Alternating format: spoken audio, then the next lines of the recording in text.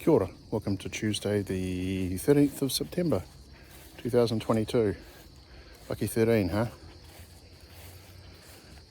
In the words of the immortal, well not immortal, the words of Jonah Louie, the musical artist from the 80s, most famous for You'll Always Find Me in the Kitchen at Parties and Can You Stop the Cavalry, always a Christmas favourite. I think I'll get my hair cut. I think we're getting to that time when I need to do something about it. It's just getting a bit shaggy and sad. Anyway, it's not like I have to socialise with people in person, so whatever. It's what's inside that counts, right? Nice weather today. I'm supposed to be in for a good run now apparently, but we shall see. The thing that struck me as I was walking out this morning and feeding the chickens is, well, how easy it is just to feed the chickens compared to everything else as well. Just make sure they got some water sources. Was the lack of livestock. I kind of miss it. There's a certain, I don't know, ritual, I guess. I don't know. I'm trying to grasp for the right word for it. When you've got the routine of having to look after animals. And they're not entirely dependent on you.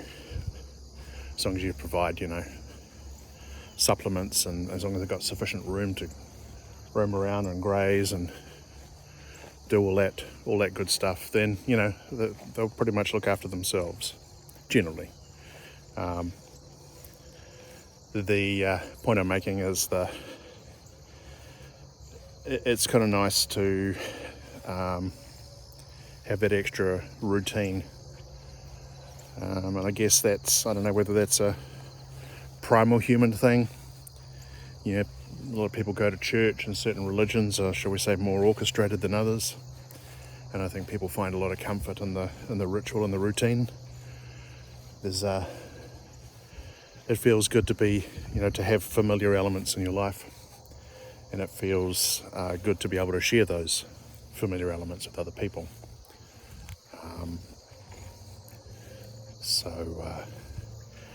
I'm not sure whether I'm saying livestock fills the void that God fills in others.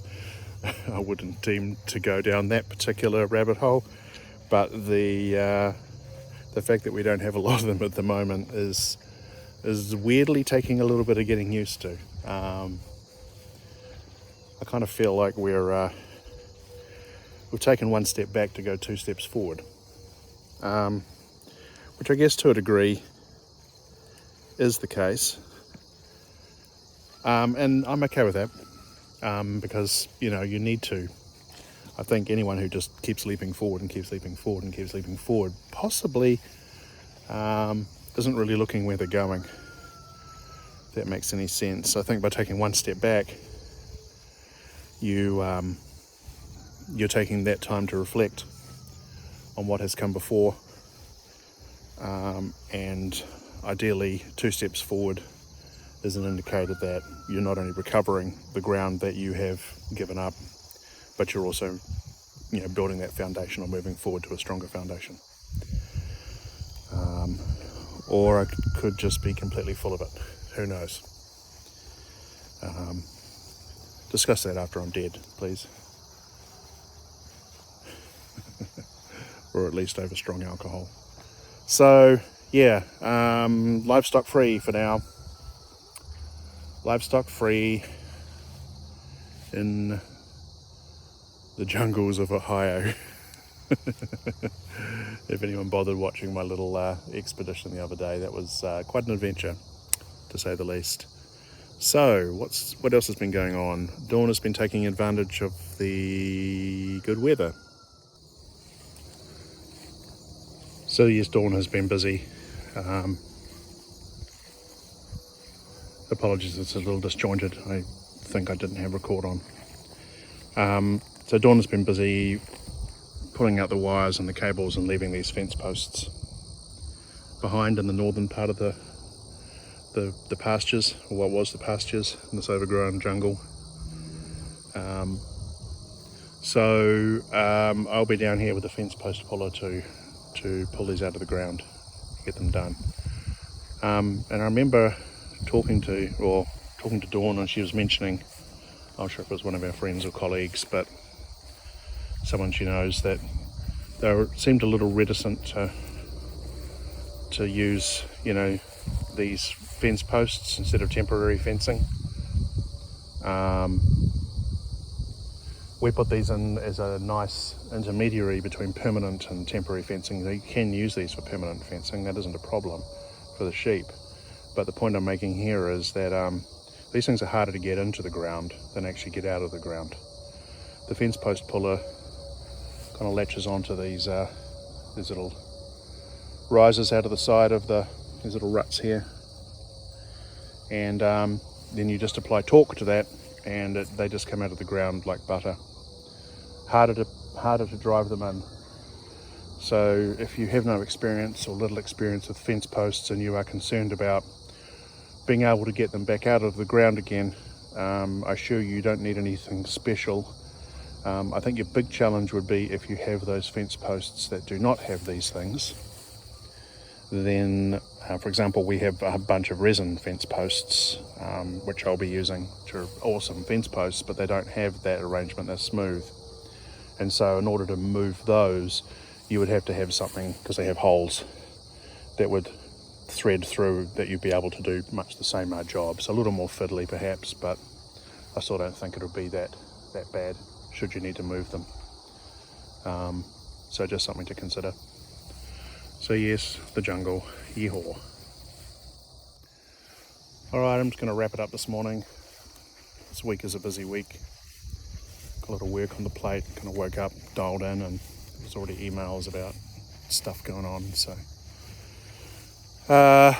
Right, other stuff that's happening this week, I guess, as mentioned yesterday, ordered a whole bunch of solar, got a whole bunch of shipping notices through this morning too, to say that a lot of stuff is going to be arriving in the next, what are we at, 13th, so pretty much from 15th onwards, I guess, we're going to have a whole lot of things in, which is kind of cool. Got a very busy weekend with work coming up, so I'm not quite sure whether I will have dedicated time to focus on doing a dry run early, but I hope to. So my plan, don't hold me to this please, plans are plans, is if I get sufficient panels that arrive in a timely manner, and especially if the Delta Pro arrives, I'll video those and do some unboxings and stuff, so you can look at that and go, oh my god, those are things in 100 pounds of battery and stuff. But what I'd like to do is, rather than talk about all this stuff, is actually start showing you what we're actually putting in place. And again, other people have done this, there's more videos on YouTube, but this is what we're doing, and we're just kind of documenting some stuff as we go. That's pertinent to us, so we can look back at it and go, oh yeah, we did do something cool, fantastic, or oh my god, what the hell were we thinking, or somewhere between, who knows. So that is kind of a very rough plan for the weekend. We shall see what arrives, and hopefully it doesn't arrive damaged, or those returns are going to be a pain in the proverbial. But anyway, kind of excited for that, can you tell?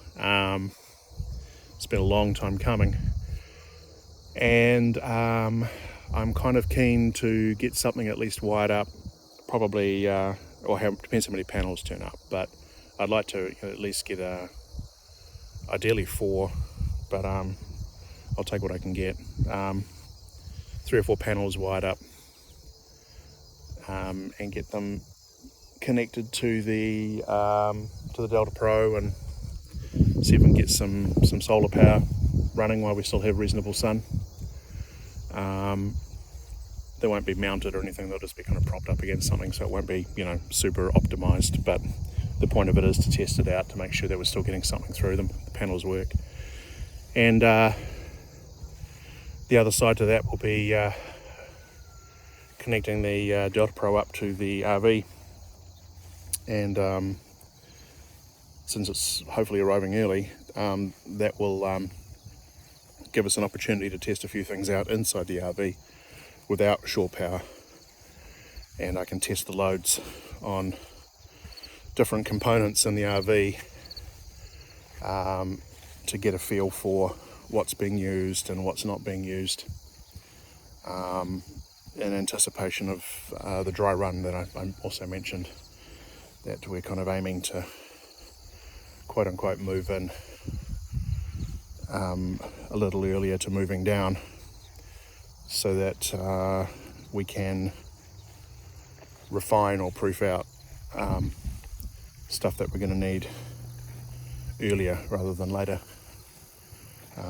Get ready for things like work and all that sort of stuff,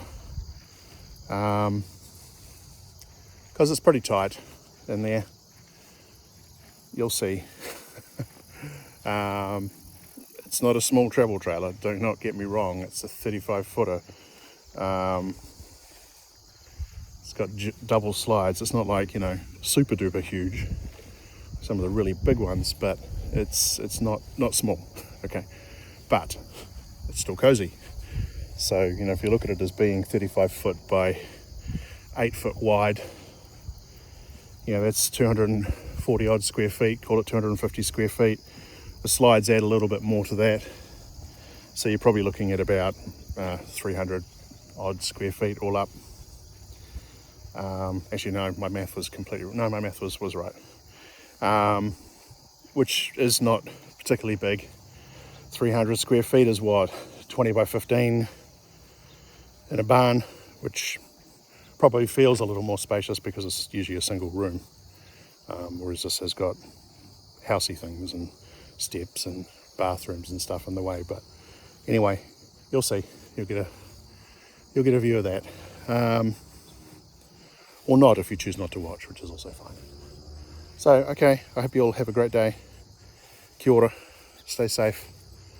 Coffee time, and then get this video up and get back into the mashing of buttons and all that good stuff. Take care. Bye.